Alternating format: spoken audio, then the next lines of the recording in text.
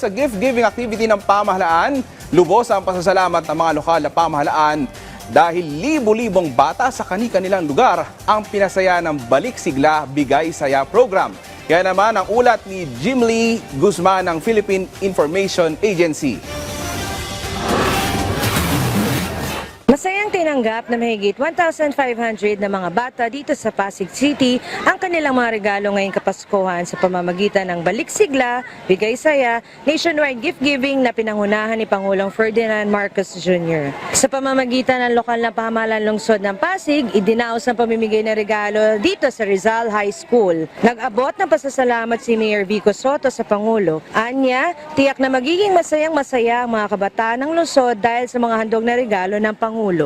Nandito na po ang 1,500 kids sa lungsod ng Pasig para sa annual gift giving ng Office of the President.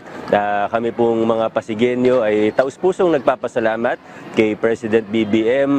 Samantala, nagpasalamat din ang mga kababayan natin, particular ang mga miyembro ng Muslim communities na kabilang sa nabigyan ng regalo. Nagbigay ng kanyang pasasalamat si Ginang Fatima, anya tunay na nagbigay ng kasiyahan sa kabataan ng mga regalong handog ng Pangulo. Dagdag pa nito, nagpasalamat din siya kay Mayor Vico dahil hindi niya anya nakalimutan ng lokal na pamahalaan na isama sila sa mga programa ng Pangulo.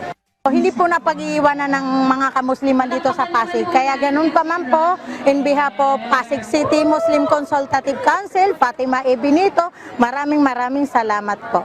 Ang Balik Sigla Bigay Saya program ay isang nationwide gift-giving activity ay isang tradisyon na first family na handog ng ating Pangulo para sa ating mga kabataan.